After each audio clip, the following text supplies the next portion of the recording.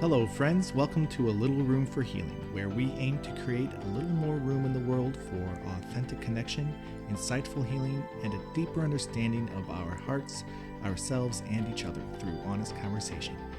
My name is Joel.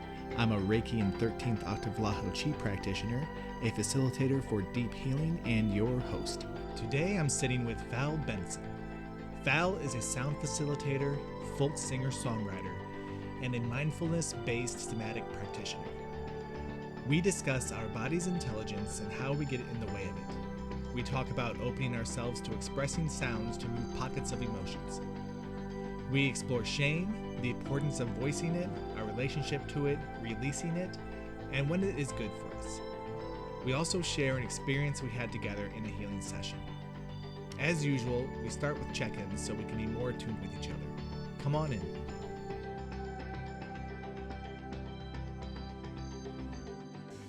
Hi, Val. Hi, Joel. Thank you for joining me on the podcast and for inviting me into your home to record it. So honored to have you here. Thank you. Here in LA, what's great about this for me is that we just met a week ago today. Yes. Through a kind of ceremony that you were a facilitator for and I was a participant in, and we had a really beautiful, deep, energy moving experience together, and it was not planned when I came out to LA to have you on the podcast, but it felt right, and it worked out that we both had the same free day. Mm-hmm. So here we are. Perfect. So happy about it. Yeah. Amazing. I look forward to seeing what comes of it. And I want to, before we get into anything, start with check-ins, as I usually do. And check-ins are just how we're feeling right now, what we're bringing to this recording. And I'll go first. Excuse me. Okay.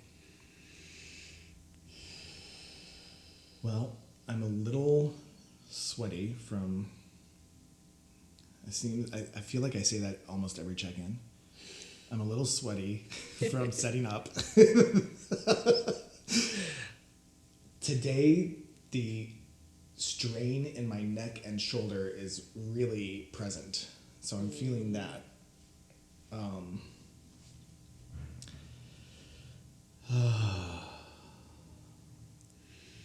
What else is in there? There is some nerves.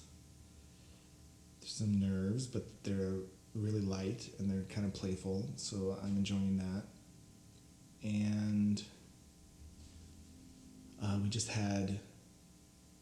we just shared an apple and some almond butter, and so my stomach is dancing a little bit with delight from processing that.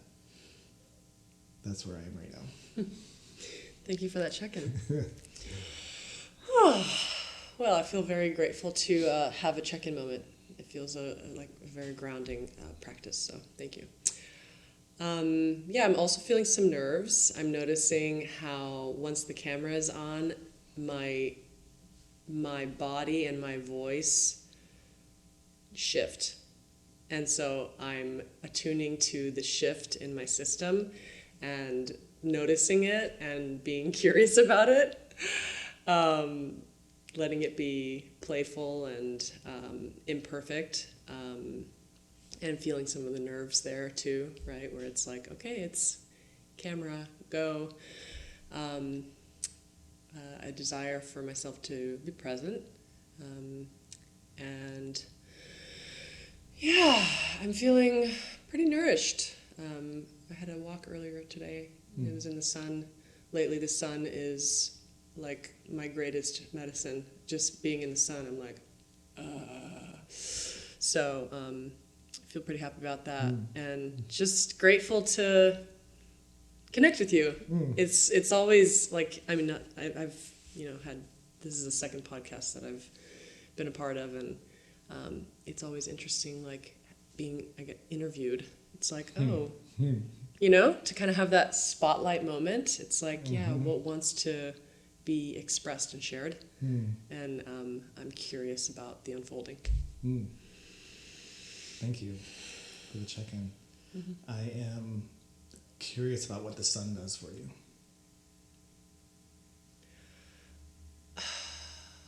I mean, it's always been a very medicinal thing for me, which I know it is for a lot of people. But I just feel like lately, I think it's when springtime comes around after the winter, like my body's like just like sucking the vitamin D. And I just feel like if I don't sit in the sun's rays, then it's like, why didn't you do that? It just feels like an essential piece that I must do it. It just helps me ground, I think. It helps me ground. It helps me like simplify my mind. It feels like my mind kind of goes when I'm in the sun. Yeah. Thank you to the sun. That sounds good. Yeah. Yeah. Would you be okay with me sharing a little bit about our experience together last week? I would love that. To get things going, to get things started, about talking about what you do, because I really want to talk about your somatic work and also your sound healing work. But I think a really good introduction to your somatic work. Actually, you were utilizing somatics and sound in our session together. I will share a little bit about my experience, and then maybe you can share a little bit about your experience. And my experience was, I had been feeling this energy compression for the last few months, and it was really intense the last couple months. And when the kana came on, the compression started again, and I was sitting there, and I came because of the compression. And when the facilitators were introducing themselves, Val said that she works with somatics, and I tuned into that, and as I was feeling the compression, I called you over to sit next to me and gave you a little information about what was going on, as far as like words can describe. And you asked me, are you curious about it? And I said, I'm very curious about it. Are you curious about moving it? Yes. And then we found our way to a quiet office, and she was wonderfully guiding me into the feeling inside my body. And I had been stuck in this story for so long about what was going on, and the story stepped away so quickly with us in there, and it was so wonderful. And we were in the body, and there was tightness in my heart, and then as we explored that, I got lightheaded, and we moved up to the lightheadedness, and there was also a tiny little ball in my throat, and then she led me to the ball in my throat as we were like, I was like, it feels like this ball in my throat is actually it's in the way of my head connecting to my body. And she asked me if there was a sound that might want to come out. And in those situations, I'm always a little timid at first. So the sound's like,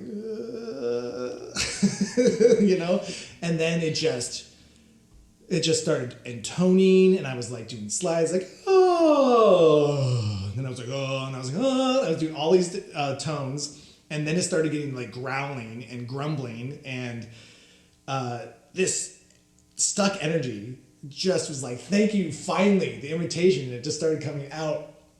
And there kept being these amazing crescendos of like yelling and like, ah! And she started doing this. She started like matching me with sounds out of her mouth. And we're using what was the instrument you had in there? Yeah, I brought that in a little bit after that, kind of midway. It was the Shruti box, which is right there. Yeah. She brought in the Shruti box and was playing these, it's like, it does drones, right? It's like droning. Yes. These drones, and then like matching my vocals, and it just made me it just gave me more of an invitation to do more. And I swear we were in there for like 20, 30 minutes doing that. I don't know. That's what it felt like to me. And every time I thought I was running out of juice, she kept going and pulled more out. And I moved so much energy in that time. It felt so good. I'm still feeling the space from it. But that is like a very general version of what happened on my end. I would love to hear your experience. Yeah. I love hearing you share about the journey there. Like, it's nice to hear it from you. I kind of went on that journey with you again just now. So that was nice. And now I'm going to go into it with my words. But I mean, yeah, first of all, it was such an honor to go on to explore with you. I feel like it was an exploration that you were 100% willing and ready to just do, just to dive in, which is why you said that the mind, right, the critical mind, it just was gone. And, you know, I think the Kana is really helpful for that too, right? Because it's such a heart-opening medicine, just really helped us to drop into the emotion in the body and everything. But yeah, I let's see what it is that I want to like add to that. I mean, I'm a somatic practitioner. I was trained in a somatic psychotherapy, and I'm also a sound practitioner. And for a while, I've been really curious how I can integrate these two worlds, because it just feels like they want to be integrated. And I also have a lot of curiosity around the voice, and which is like a perfect way to really bring those two worlds together. It's like you can like express and release sound from the voice without the critical mind, just like really let it become this embodied experience. And then you're working with sound, but you're working with your own sound, which is so powerful. And I think that we forget that, you know? I think like, it's like, oh, sound baths, really, yeah, amazing, right? Like sound is powerful. It has a lot of potential to like just restructure and reorient us on a cellular level. And when you gain some context and information and education around your own sound, your own vibration, and really working with that and being curious about it, it's like there's a lot that opens up there. A lot of things that you wouldn't even necessarily know. So yeah, it was a beautiful arc. It felt appropriate to match you with my sound as well. It felt like it created a lot of permission there. I mean, yeah, I think when you really went into the sound, it's kind of like the voice becomes, when you really just allow yourself to surrender into that process, it's like the voice becomes a channel. It's like you're channeling maybe your stuff, but it could be more things, right? And it doesn't even, I think it's like, it doesn't even matter, maybe, where it is coming from or why. You know, and I think that's the beauty of the somatic work. It's like, we don't need to be so involved and invested in why, how, where, when. It's like all who, the questions. Yeah, all the W's. yeah. And how. We don't need to be so concerned about that, because that's not actually going to provide us with like the greatest, the deepest nourishment or healing. What we need to be more concerned around is having curiosity about what is unfolding in the moment, and having the willingness to explore and having the compassion for oneself to just give yourself space to explore. So yeah, I like to, emphasize that, or just bring that energy of myself into the space around curiosity and exploration. And you were such a great, what accomplice? You were such a great human. Because I'll take them both. Because you just said yes. You were just ready, and that's not always going to be the case, and like that's totally fine. That's part of it, Definitely. People's resistance is also something to look at and be curious about, and there's wisdom in resistance too.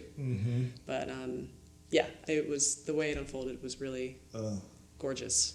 Yeah, it was so releasing. You say, like, when you say to explore, the thing that comes up to me, the word that comes up to me when you say that is to release. It's like you're exploring the places in your body that are ready to release. And that's what it felt like for me, is I'm definitely down to explore, and I'm not always ready to release. But this particular time, like you just said, I was ready. I was really ready to move this and release it. And wow, the voice, the expression and the different levels and sounds and anger and sadness. I was like crying, I was yelling, I was screaming. All the different little pockets. Right. We're just like, my turn, my turn, my turn. Exactly. Yeah. And I loved what you just said about the voice too. When we were setting up, actually,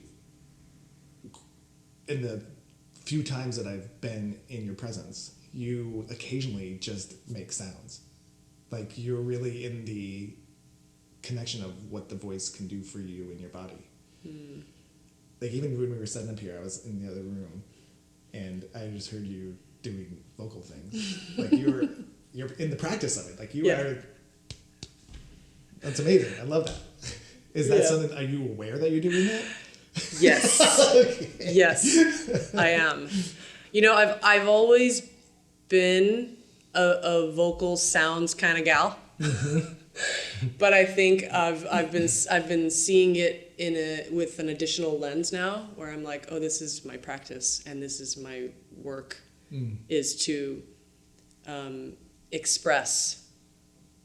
Like self-expression is a strong value of mine, and of course self-expression is expressed in multitudes of ways, but through the voice is like one of the most potent ways that anybody can express.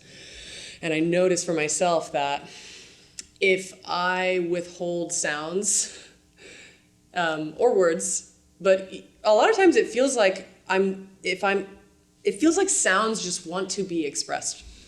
Like that's just a part of that's a tool that I've discovered organically, like a resource. It helps me to feel connected to me. So by going, I'm like, oh yeah, there I am.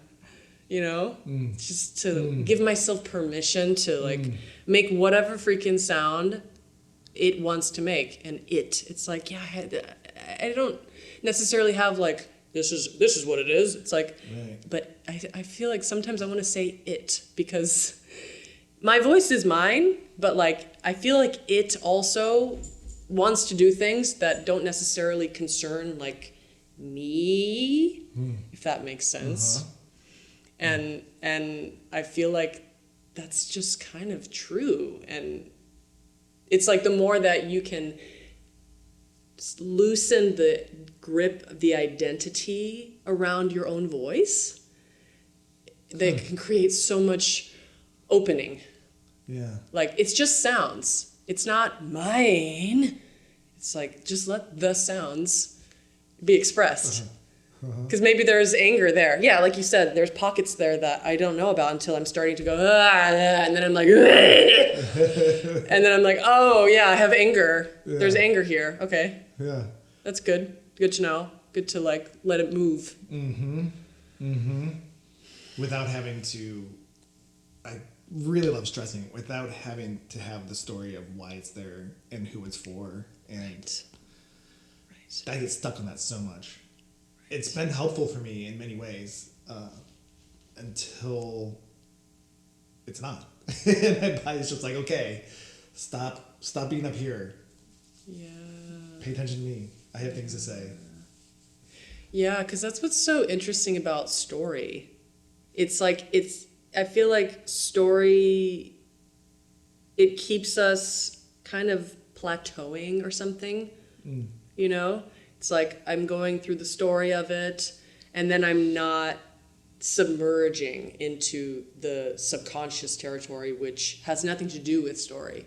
It's more about like symbols and emotion, pure raw emotion and imagery and sensations that can connect to, you know, the conscious mind, and it's all right, it's all connected. But what a like relief to just be like, phew.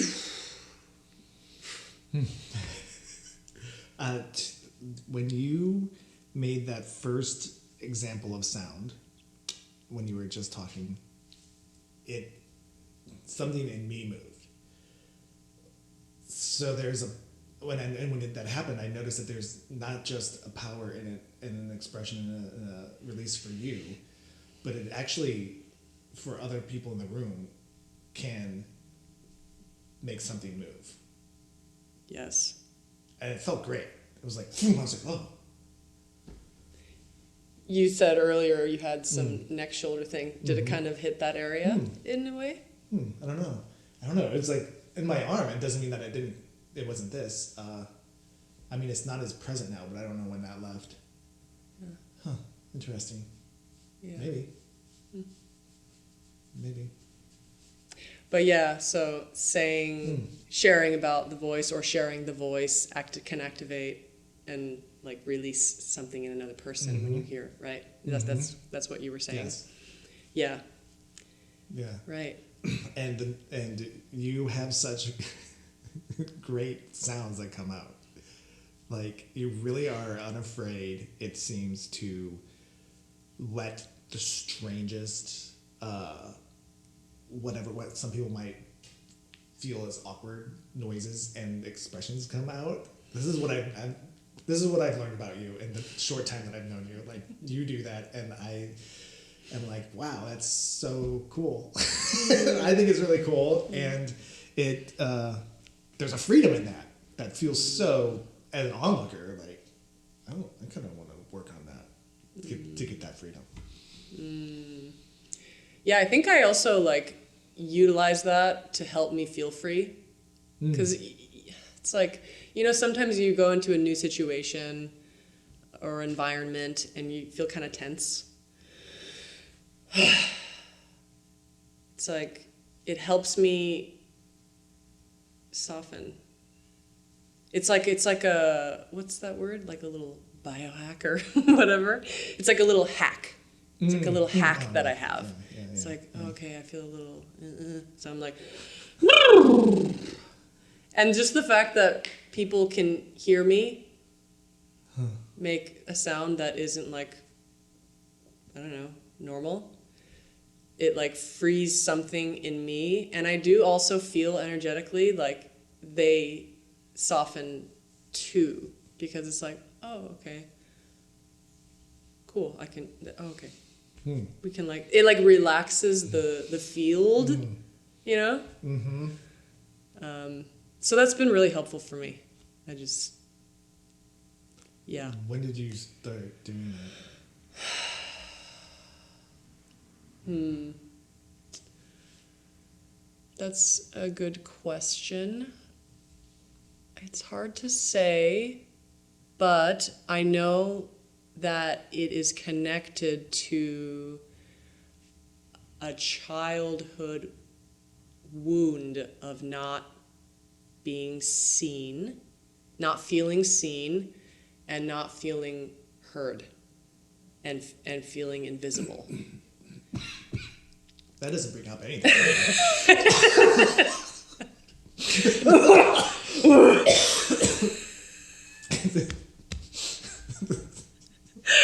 Yeah, right. Yeah.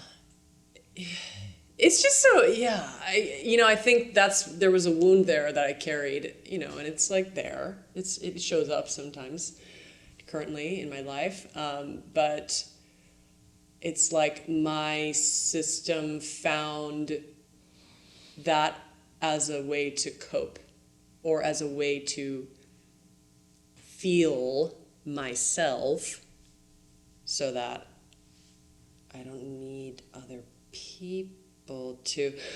It's kind of hard to describe it. I guess there's more to feel into there. I also am a singer, so I think from an early time I was singing. I was singing and like hearing myself sing, so it just felt like a natural thing for me to kind of go into. Right. And what brought you into somatics? Somatics. Well, a couple years ago, I was considering, like becoming a therapist. I was already exploring sound work, and I knew I wanted to do a form of therapy that incorporated the body, because that's what fascinates me, and that's what fascinates me and feels like engaging. And the organization that I studied with, Hakomi, I had heard their name kind of in passing conversations, and then one of my best friends brought it up, and then my dad also brought it up, and I had heard it, so I was like, oh, okay, I think I'm supposed to look into this, because it's just popping into my field. So I just kind of went for it, and yeah, it ended up feeling super aligned the way that, they work, and mindfulness-based, like moving very slowly, very compassionate oriented, a lot of like Buddhist principles. So yeah, it was great. Sounds great. Yeah. Yeah, that's something I love about somatic work is just there's a compassion and allowance for, that feeling's in there and it doesn't feel good, and then you may not, as the person going through the experience, be able in that moment to have the compassion for that feeling, but the somatic therapist that's sitting across from you is always there to be like, okay, that is there, and that's okay, and can we be with that, and how does that feel now? And it's just so gentle and soft, and welcomed. Every single thing that comes up out of that person's body is welcome. And God, we don't get that in day-to-day life we should. Right. And like the moving slowly piece is so unusual. I feel like, wow, we really don't get that, especially like, here. Yeah, and to add to that too, I find this way of working really refreshing, because as the therapist, I don't need to know all the nooks and crannies of this person's story necessarily. And I also am not the expert. It's like that's really integrated in the practice. It's like, I'm not the expert. Actually, you are. Your body, your system is brilliant, and your system will guide you through the process. I'm here to deepen it and hold it, and slow it down, and like ask questions and give you, nourishing statements if it feels like appropriate timing for that. So That's what's so cool too. Yeah. Like, Yeah, it's also so great because I know that I feel like I'm assuming you start any session you do with someone by saying this, but I know that you started with me saying, remember that your body is the guide. Your body is in charge. Your body is the intelligence that's leading the way. yeah, And it gives the person, it gave me, but it gives the person the permission to, listen, I can just listen to my body. right. And if it starts to go off the rails, you take us back into the body. You're like, remember the body. Mm-hmm. The body, our bodies love us. And they are like, I'm holding things. I've been holding things for you. Yeah. Yeah. I'd like to release them. Right. For you. Right. I would like to release them, but I need you to put your attention on it and feel it. Otherwise, it's just going to be tucked away for who knows how long. It's like one of my teachers, she said something and the other day, and I was like, yeah, everything wants to be expressed. Like in our system, everything wants to be seen and felt and expressed. And it's like, yeah, that's true. When we feel like we got a nice, like a really nourishing, deep, like healing, which feels like a release, it's because we really made contact with that particular piece. And that's what needs to happen. We need to feel it and contact it and like befriend it. Yeah. Yeah. I think. Yeah. The word that's coming to me as you're saying that is when we give it our attention, it wakens up. It awakens. Right. And when it's dormant, that's when it feels, that's like discomfort, and that's like, just stuck and dormant. And then we give it love and attention, and then it like wakens up and it's like, I'm Yeah. Yeah. and then it pops. Right. It's so fascinating. Uh-huh. Yeah. And then when you like break that down to it just like being energy, right? It's like everything is energy. It's just energy that wants to move, but it's kind of stuck. And then so you put your attention on it, and then it starts to move.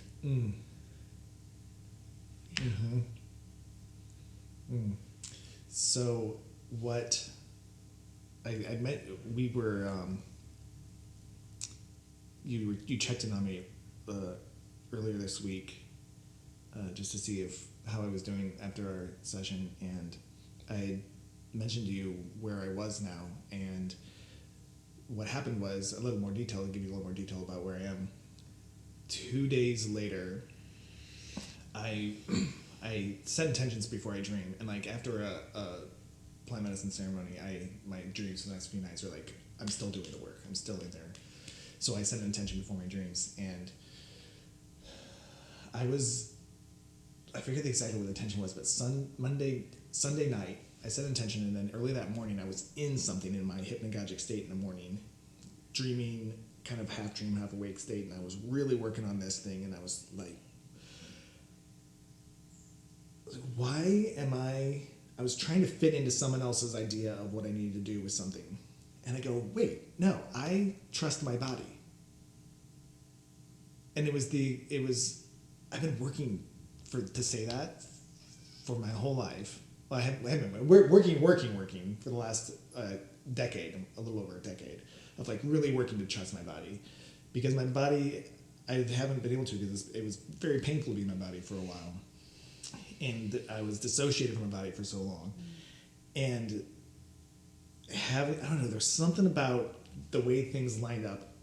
And I also want to give credit to all the work that happened before this, but this moment with you and this real big release of energy and your care and holding and meeting me in it and reminding me how much my body is intelligent and how it wants to move. Like, it just unlocked the door for me to, in another situation, say, wait, I'm doing what I'm doing because my body's telling me to do this, and I trust my body. So that's where I landed since then. And it feels so good to like really say I trust my body. And now I'm listening to it in a whole different way. Some gate has opened, and I'm able to, in the situations that I feel, okay, it's starting to get a little uncomfortable, be like, okay, what is my body telling me? So it was kind of it didn't come out as clear maybe as I hoped, this story, but I appreciate you, and I appreciate the work we did, and I love the trust in my body, and it feels really good.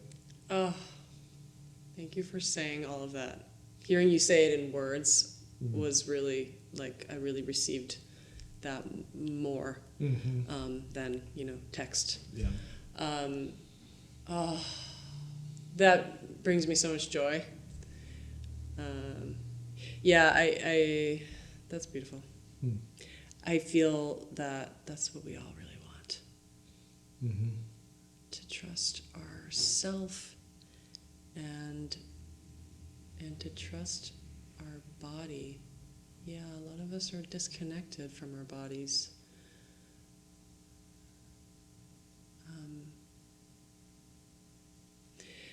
Just to add to that, like I had a cannabis therapy session as the client, like last year, and it opened something in my body. Cannabis, I think, is like known for this in like the therapeutic space. It unlocked this connection, or just, I guess, a connection was formed with my body where I started to, have, like, I guess you would call it like an autonomic release or something. It's just kind of like a trembling, twitching kind of thing. Usually happens in my shoulders. And that happened during the cannabis therapy session, and I was like, oh, wow, this is interesting. And I just was like, okay, I'm just going to, like, bear witness to it and let my body do its thing, because clearly there's something happening here that wants to be released. And then I was like, oh, so I've been holding my whole life. And I've had these moments, like maybe you've had this too, where like you'll have a twitch. So that happens, fairly a lot, just, sporadically throughout life, you'll just have a little twitch. So I made the connection after that moment that when I have a twitch, I'm like, oh, it's time. And I'll just go, okay. And then most of the time, more than not, I'll start to do this. I'll start to have an autonomic release. And that's been so cool for me to just expand my connection and awareness with my body. And it's like, yeah, that's exactly what animals do in the wild. They experience a traumatic event and then they shake it off, and it doesn't get stored in their spine. And so even during our session, like when you also started to have a moment there, right? Kind of near the end, it also activated it in me, and I was like this. And so we were both twitching together. Yeah. I was just like, okay. And so it's like, wow, the body is so intelligent. But it's like we get to continue to, learn about it, right? So that we can let it do its thing. We can get out of the way. Because, in the past, I would just twitch and then I would be holding instead of, I twitch. Oh, okay, my body's giving me a sign now to, like, relax and then let it happen. That's what I was going to ask. When that twitch happens, you just said it, you relax and let it happen. So you're not actually like, okay, consciously going, okay, I'm going to start moving my body. You relax and you just like, you're basically going, okay, body, do your thing. And giving it permission to move, and then it does it on its own. Yeah. I would say maybe like sometimes I'll be like, oh, is it? And I'll kind of add my own thing. But yeah, it's really just, it's like doing it. It's doing it on its own. And yeah, sometimes I can even just activate it by initiating it myself. Yeah. Cool. I had a couple of those. I've had a few of those this week in my, mostly my right hip, but like pelvic area, hip flexor, right hip area. Just a quick little ding. Yeah. And it feels great. It's such does. there's something, because something is actually going poo, Right. poo. It's like electricity. Mm-hmm. Mm-hmm. Yeah. Mm-hmm. Mm. Okay. Feel like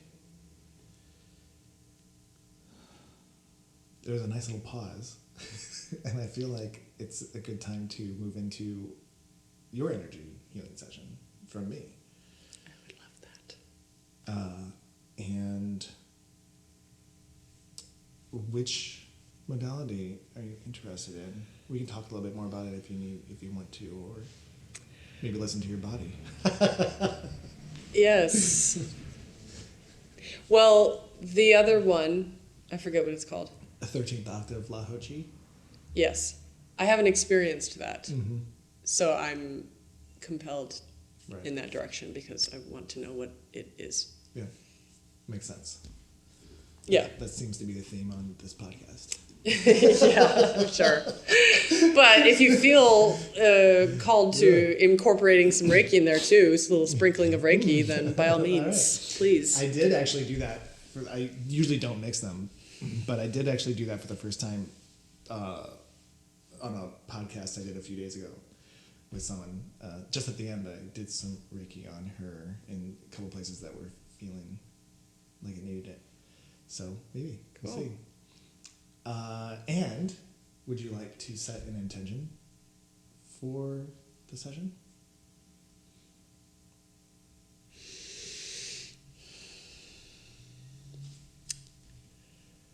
Well, I've been feeling into some like tension and pain areas in my back because that's just been a thing for me for like the past decade, and I've been working on this upper part of my back, and now I feel like that tension has now, since this has been like softening and releasing, now it's gone down here.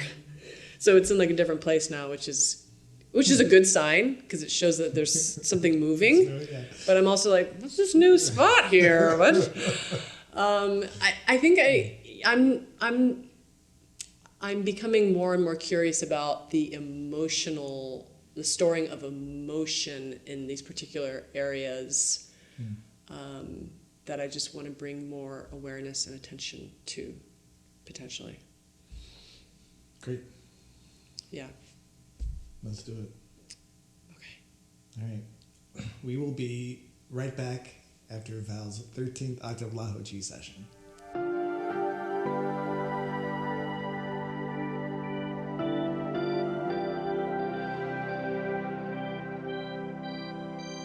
And we are back from Val's 13th octave La Ho Chi session with a sprinkle of Reiki at the end. How are you feeling? I feel just very relaxed. My voice is deeper now. Yeah.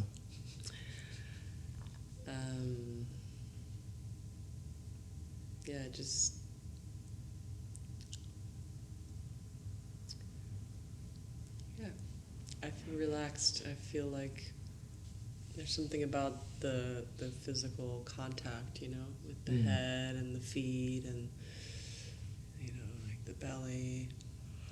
It just does something. It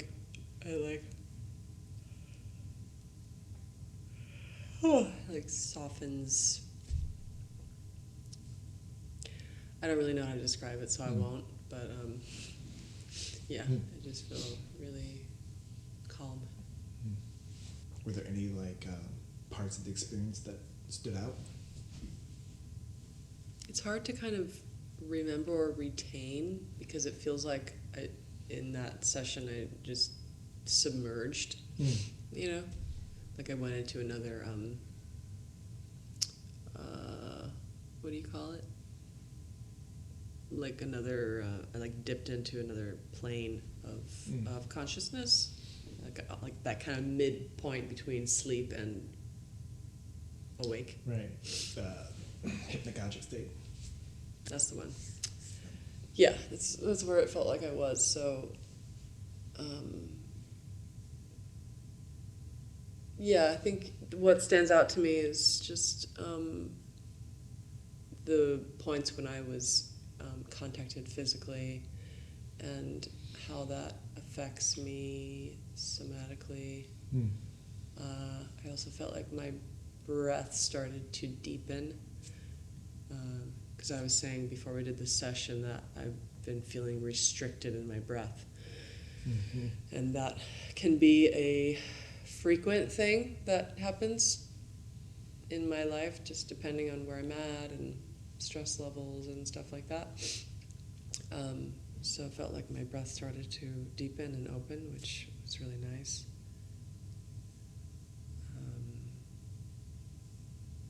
Yeah. I was curious. Your body was doing its thing. Yeah, in the beginning it activated. I was curious if that's something that naturally happens to you when you relax and lie down, or if it was instigated by the energy. What I'm noticing is that it will initiate when I am in a relaxed state. But it can be both of those things. It can be that, and it can also be it's activated by like physical touch or from something that is said or heard. Or like sometimes it'll happen when I'm meditating. Oh, cool. Yeah. So a variety of ways in which it can start. Yeah. There were also 2 moments where you actually made a, huh. Yeah. I heard one of them. I was curious about that. Yeah, so was I. Yeah. It seems that we're not going to get an answer. Nope. Fantastic. Yeah. Fantastic. We don't need an answer. Cool. Yeah. Great. Sounds like so it was a very relaxing session for you. And this yawn is in there. Yeah. It's just making me yawn every time you do it. I know. Was there anything that you, I don't know, felt? Not so much during the Lao Chi. I don't really pick up things during that session as much as I do during Reiki sessions. So, no, it just felt like things were flowing and moving during the Lao Chi, and that you were receptive, and yeah, it felt good. It felt like a nice session on my end.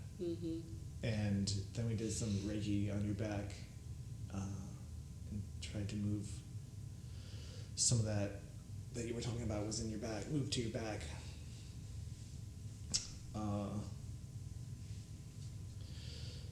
Yeah, I was just listening to guidance of what to do, and I wasn't really picking up. Occasionally I felt like something would come to me and it would fill me up, and I'd have to I'd go, and then I go, and I have to blow it out. So Yeah. maybe something was moving. Yeah. Also, do you when you do either of those modalities, do you burp a lot? I don't usually, but I was today. My stomach started popping and growling today. Okay. I don't know why that was. I wonder if that was connected to me or something, but maybe it was just the apple. Maybe. Maybe.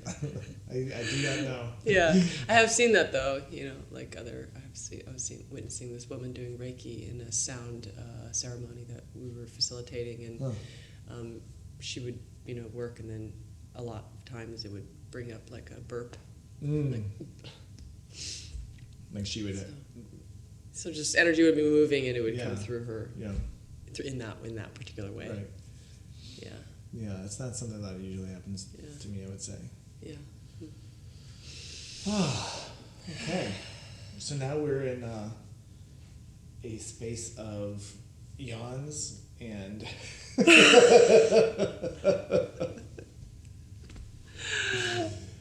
yeah. Great. It's going to be this second half's going to be great.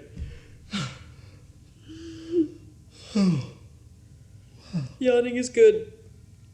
Don't listen to what they tell you. Yawning is good. Do they tell you yawning's bad? Well, like socially growing up, I got the message that if you yawn, it means you're bored or it's rude to yawn. Right. So I've kind of had to like work through that and be like, no, I'm gonna yawn because it feels relaxing. It's kind of like sighing, like. Yeah. It's nice to do that. It feels good. It's also It's soothing. good, like if you have a burp, right? Right. If you have to fart. Yep. Right? Like move these things. Just let it go. Yeah. The body's we're holding too much already. We don't need to hold those things in as well. No, we don't. Which makes the word shame just came through. It's like a lot of it's because of what we've been conditioned, right? And then we have shame around it. And shame is a fascinating emotion that I am investigating. In general, with yourself, in regards to others? Yeah, just across the board. How that affects us on a physiological, on a physical level. What have you discovered so far? Well, that word just came through when we were talking about, like, holding back a yawn or not letting yourself burp when you need to burp or fart when you need to fart. Like, we're keeping it under wraps because there's some conditioning there that it's shameful to do so. And then how that, like, over time influences our body and, like, just how much is being stored because we're not permitting ourselves to just, like, unload the things. As you're talking about this, a question comes up to me. Is shame one of the main reasons why we are holding anything in our body? Like, aside from the physical things like gas, but just emotions in general? Are we being taught that having emotions, of being too emotional is shameful, and so we're like, oh, okay, hold it? It's a good question. Yeah, I think shame has a huge impact on each and every one of us, whether we know it or not. It's pretty wild. So if you can take some time in your life to look at it more closely, that's really helpful. What would be a way of looking at shame more closely? Yeah, that's another good question. I mean, shame is sneaky, and it's subtle a lot of the time. I think in the somatic therapy, as I was learning this modality and, being in the seat of the therapist and the client, so I got a lot of sessions, and it's something that when you do the somatic work in the therapy, subtle parts come through, and shame is one of those that would emerge, or like childhood memories of me not feeling seen or feeling insignificant or things like that, and how shame played a role in just like how I carried myself and how I felt perceived by my dad in relationship to my siblings. So I think it just is something that can emerge organically through somatic work, because the conscious mind and the ego does a really good job in like protecting us, right? And it's like a little bit harder to access the like more shadowy parts. But you know, it gets to a point, the more that we do this kind of work, the easier it becomes in identifying when shame is present. And if you can very simply just speak on it, like, oh, I'm feeling some shame right now. I mean, that has a huge impact. Mm-hmm. It's like, you know, Brene Brown talking about that very practice is like a really big deal to do that, to be able to do that and like develop that muscle and just like voicing it, because it wants to hide, or it has that characteristic. Yeah, that's reminding me of a moment last Saturday with you and me, where after the vocalization part ended, we went back and investigated what was going on in my system after that. And we were able to get deeper, and we went down to more of the sacral root area in my system, and I was noticing this feeling, an aliveness down there that I relate to sexuality or sensuality, some sort of just relate to those things. And as I was saying it to you, I was in that moment, I was feeling. You asked me how does it, like, what are you feeling when you're feeling in that feeling? What are there other feelings that are coming up? And I was able to say that there's shame. There's shame about actually even feeling it. There's a desire for me to keep it locked into this spot so it doesn't go to the rest of my body, because if it goes to the rest of my body, it's like I start feeling shameful that I'm experiencing it all through my body. And then I was like, I feel a little ashamed and embarrassed and awkward about, not even awkward, I feel a little shame about even talking to you about it, just saying it out loud that this is happening. And you're like, where is it? It's in my stomach. And then it was over, because I said it to you. Right. Imagine if you felt it and then you didn't voice it. Like how the session would have been vastly different, most likely, because you're not, because it's obviously there, or it was obvious to you. Yeah. I would have been hiding a feeling, and one that's really awkward for me to hide, and it was just the feeling that was coming up in there. It wasn't, even though it wasn't a feeling that was like, oh, I'm feeling this about you. It wasn't that. Like, if it was about you, it would have been like really shameful in hiding it. But even just hiding it and even having it, if I don't say something about it, it builds, and then I can start to put on stories like, oh my God, is there something going on in this space? And then it would have gotten really like unstable and wacky in my system. Totally. Right. Yeah, if you don't express it, it like kind of infiltrates the whole system. And if you do express it, it diffuses, and then oftentimes, I would say maybe every time, if you voice it, then there's an opening. Yeah. Right? It's like it clears something, and then it's like, oh, there's like this new layer of me that feels, I don't know, fresh.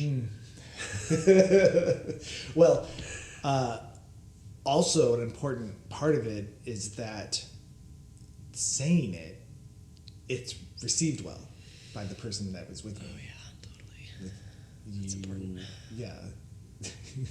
That also helps it move. If it's not received well, then there's a little more tightness. Like, you received it well and you said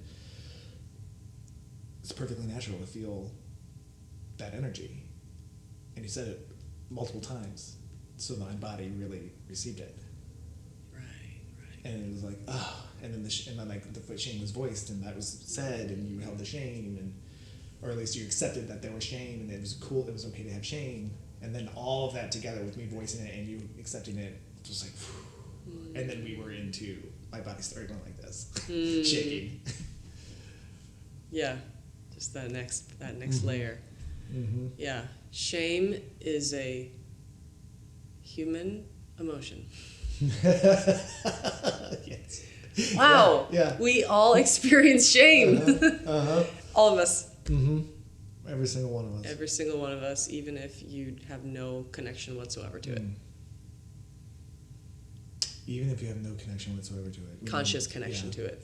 Yeah. Which is, oof, that's rough. Because then, it's working on you without your awareness. And that's even harder. Wow. Thinking about that with any emotion working on you without your awareness. Right. Shame is a rough one. It is. I like equating these feelings with, in this instance, gas. Just like everybody has gas, everybody has shame. Yeah. Move it. Right. Move it. Let it go. Release it. Be with it. Yeah. It's happening. It's your body. Yeah, I was like reading something recently, and it was talking about shame, how we have shame for so many things. Like, it's so nuanced in like all these like crevices of our world. And what was it? It was like bringing it down to like shame for existing, basically, or something. It's like an existential, it comes back to this like existential territory. I don't know, I might be butchering it a little bit, but yeah, that memory of something I read came through.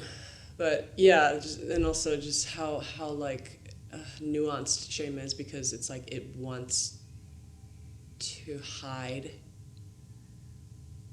It wants to hide, and at the same time it like needs to be voiced. That's conflicting. Right? It's so conflicting. It needs to be voiced. Agree with that? Like, or maybe not it, but like we don't want to reveal it. Because then we'll be found out. But when we reveal it, the shame, then it's opens a new territory. It's almost like we feel shame about something, and then to express that we have shame, and it just compounds and compounds. And then there was one other thing in there that wanted to be said, and then the shame doesn't actually want to be, the shame itself doesn't actually want to be shared, does it? Or is it just that our egos don't want to share it, and the shame actually does want to be shared, because the shame's just an emotion like all the rest of them, and he's like, it's like, hey, what about me? I'm, share me, like like you're sharing love, like you're sharing your sadness. Well, that's what's interesting. It's like we personify emotions. But they're just emotions. They're just emotions. There's like, they hold a certain frequency and potency, and they exist in our system. So maybe, shame presents itself, but it's not like the shame doesn't want to be revealed. It's that I don't want to feel it, even though I feel it. I don't want to feel it, even though it's there. I don't want to acknowledge it.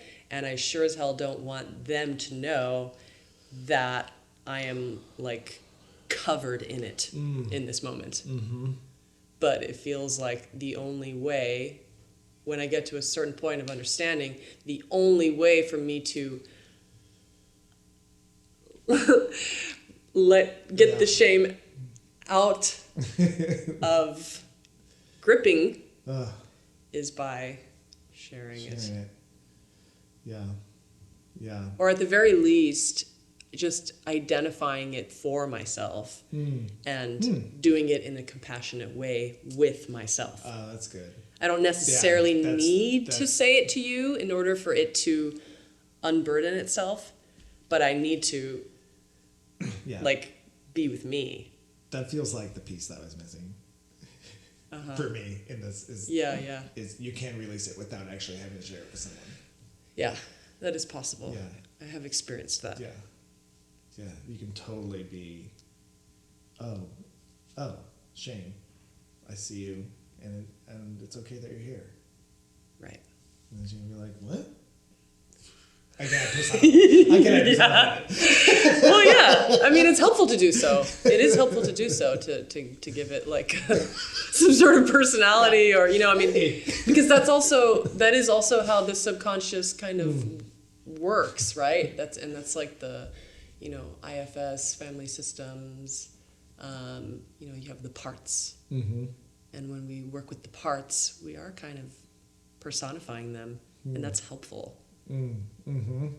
Because then we can create space between me and that part.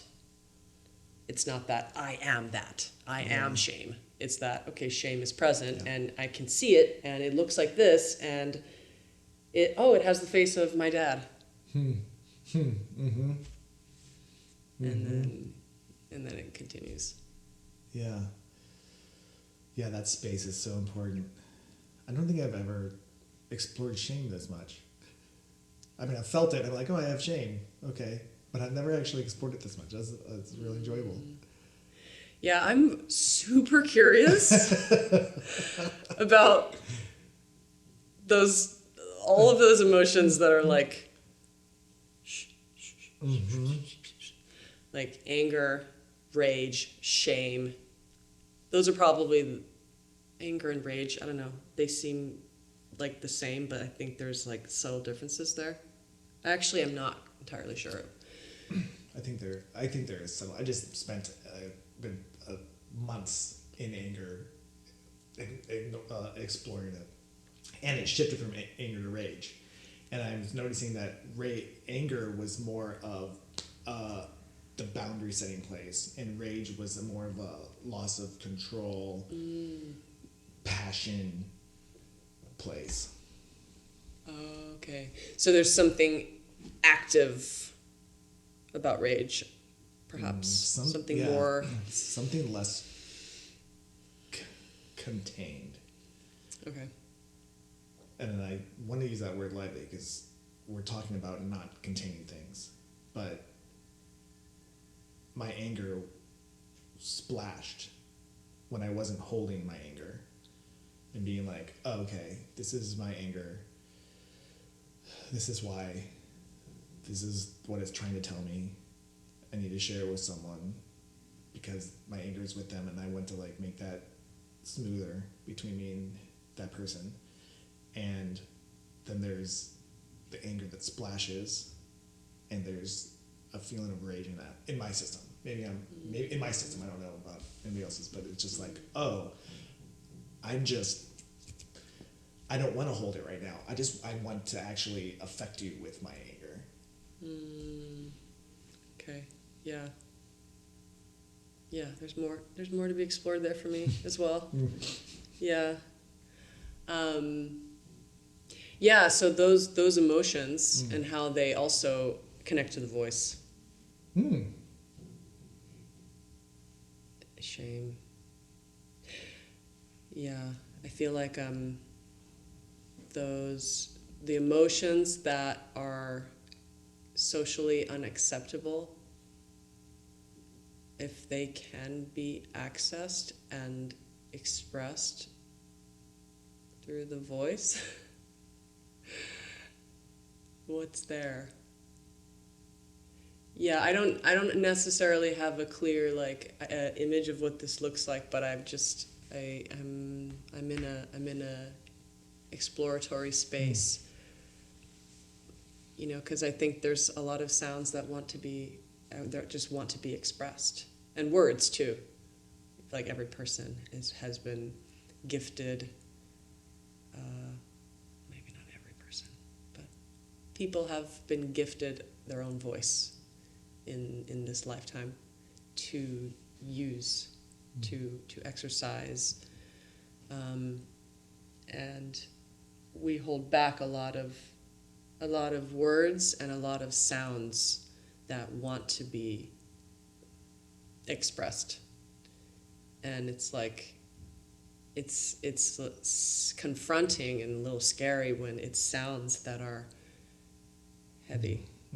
It's like, think about when you're angry, or when you feel shame or grief. Like, what kind of sounds come out? They're not, quote unquote, beautiful. Although I think they're beautiful. They are beautiful. They're just a different shade.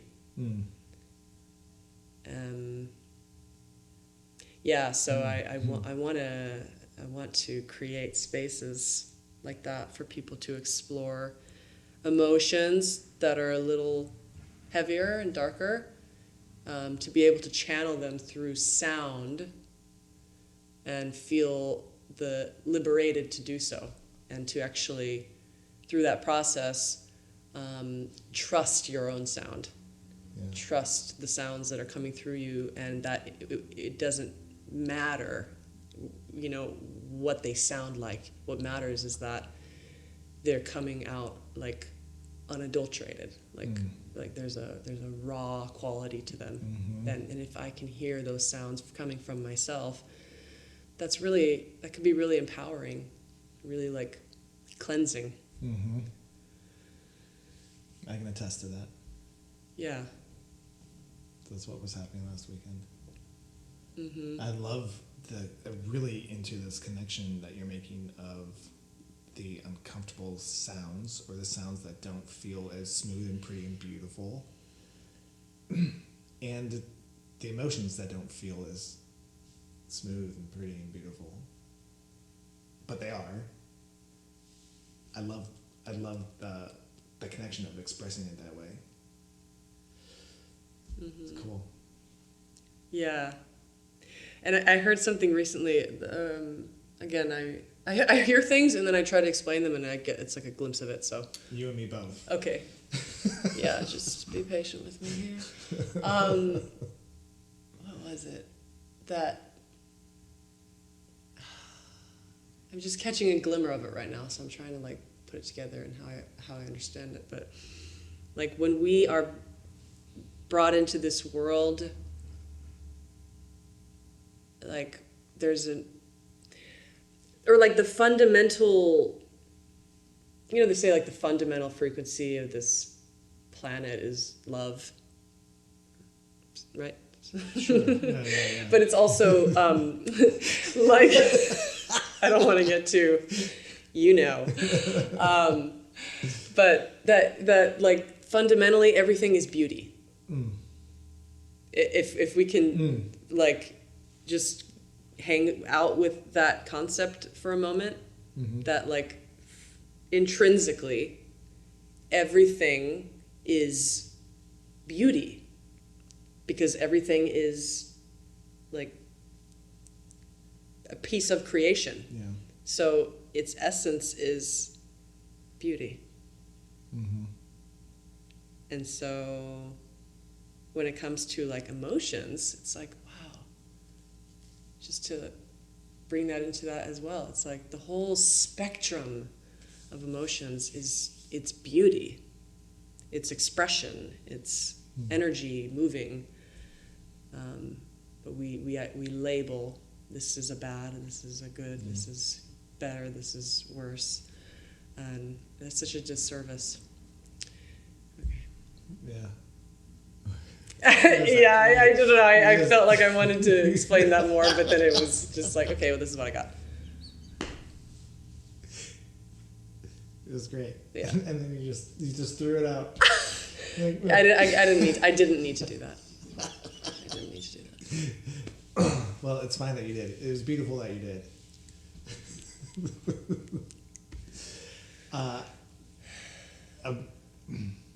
I want to be with that for a second. The beauty of everything. When you were saying that, I was hearing, yeah, we're able to feel it. We're here and we're able to feel all those things. How is that not beautiful? Seriously. I'm alive and I can feel. Whoa. Yeah. The whole spectrum. The extreme elation down to the darkest sadness. Mm-hmm. Yeah. Makes me. I'm feeling a sadness in me that we've shamed so many of these emotions. We've put shame around them.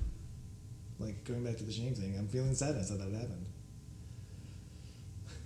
That's great. Yeah, that's wild. I don't think I've ever felt that about emotions before. Yeah, that's nice. That's nice to connect with that sadness for that. Mm-hmm. Yeah, that is sad. That I've shamed myself through so many, intervals in life. Yeah. It's also not to say that there isn't okay, because in a way we're also qualifying shame as not good by going, I've been shaming myself. I've been shaming myself. Oh God, that's also like So I think we can hold. It's like we can hold it all very lightly. Yeah. With like, because shame So does serve. It does hold value. Mm-hmm. Everything does. Mm-hmm. And shame does. It's similar to guilt. Mm-hmm. I feel guilty for what I have done. Yeah. And so the guilt that I'm experiencing is helping me to recognize that, okay, I don't want to do that again.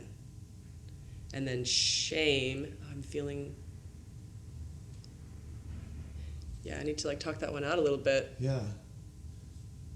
I'm feeling shame for, sometimes in my past, if there were moments like intellectual conversations, I would feel shame because I maybe didn't feel like I could add to the conversation. I would feel shame like I wasn't smart enough. That's not really helpful in that circumstance. But I feel like there's certain degrees of shame in particular spaces where it can serve us. I just don't necessarily have the words for it just yet. Mm-hmm. What's coming up for me is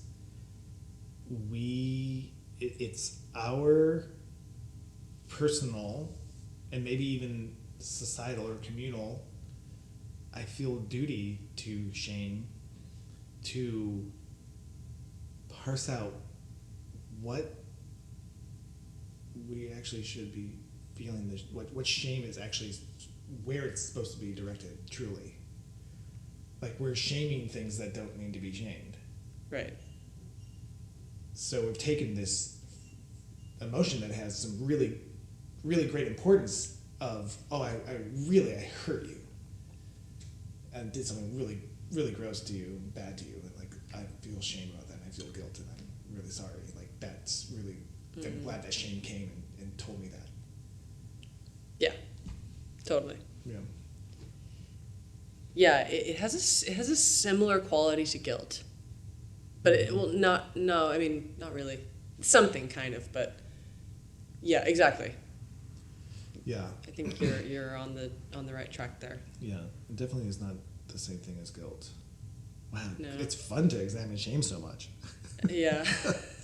I see why you're exploring it. Yeah. Right, because I don't want to burden my system more than I need to. And if I can, learn about shame, then I can help myself. And also how that presents itself often with anger, I feel. Like anger is a pretty potent emotion, and I'm really curious about it lately in particular, how it shows up for me and other people, and how a lot of people suppress it and then as a result may express it in unhealthy ways that hurt other people. But I think there is a world where you can I know there is a world where you can express anger in constructive ways, and also channel anger in ways to really speak in a very direct, clear way, like informing, informing somebody about, no, it's actually this. Yeah.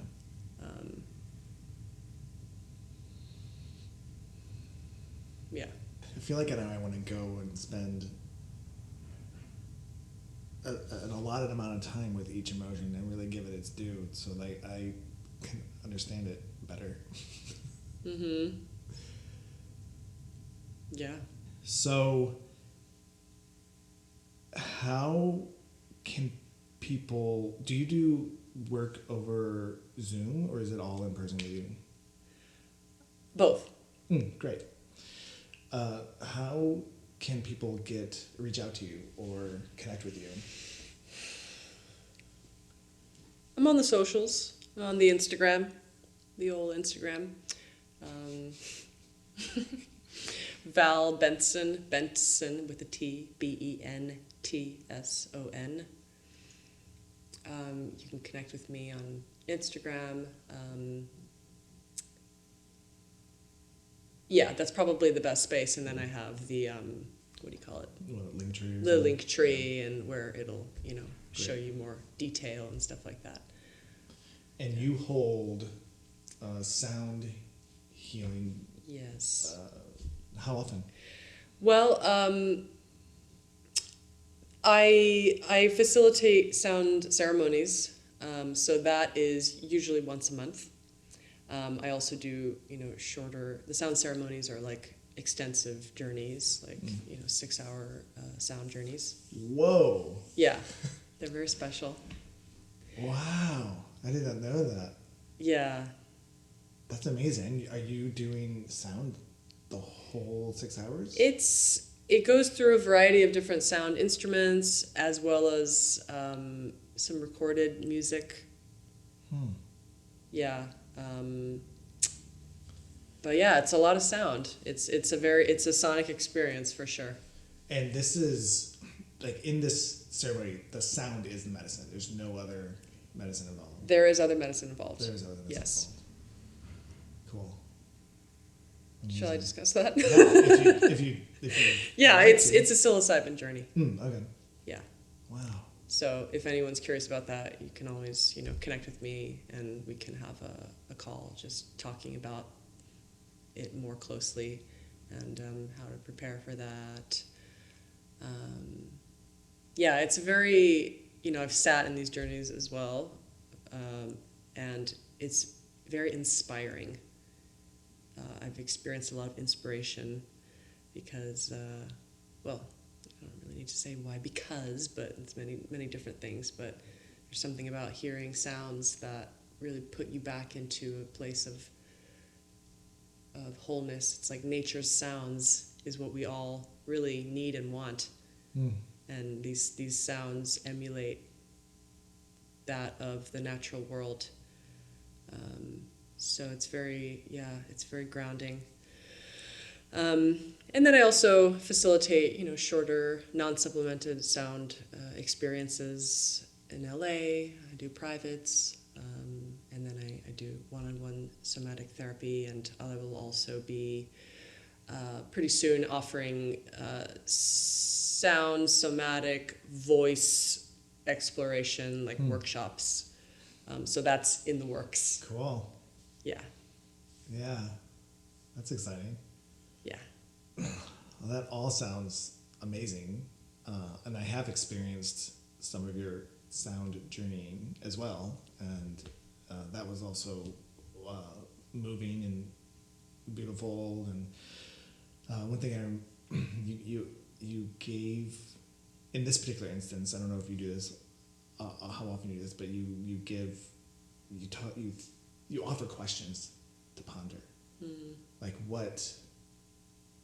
how does it feel to be alive, or what feels good to you about being alive? I think so. That's a question similar like that, and it's having the music, the sound go through you, and then think about that and connect with those parts of you. And like there's even some like harder questions too,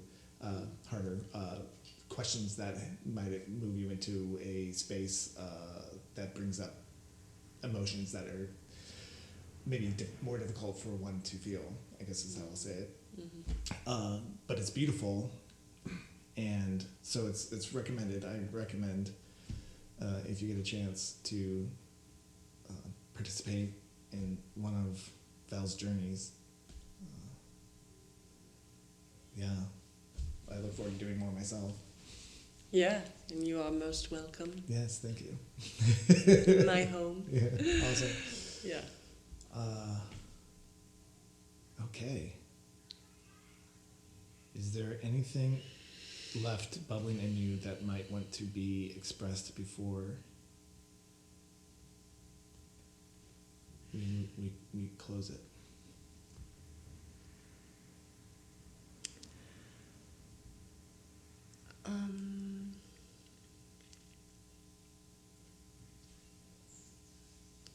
Yeah, just the word curiosity is coming through me right now, just as a way to kind of close it. I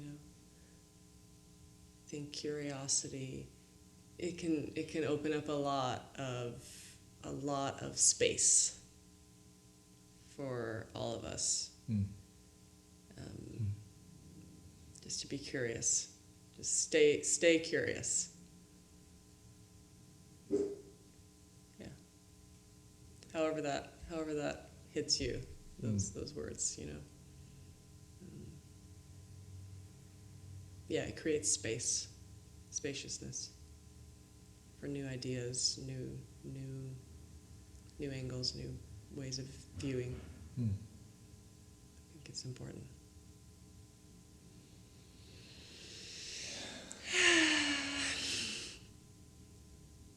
Yeah, I love that. Thank you. Thank you for joining me. Thank you for sharing. Thank you for your healing. Yeah, thank you. And I'll also just add, I write songs and I sing, so if that's something that people want to check out as well, I'm in the process of recording one of my songs, but pretty soon I'll be releasing that on Spotify and all that under Val Bentson. So, What kind of music? I would say it's predominantly, I would just put it in the umbrella of folk music, which is very vast, but yeah, it's like folk music. Sweet. Yeah. Sweet. I'll check it out. I like folk. Nice. All right. Well, thank you again. Thanks for having me. Thank you so This much. was lovely. And to all of you out there, I invite you to make a little room for healing in your lives. And I will see you next time.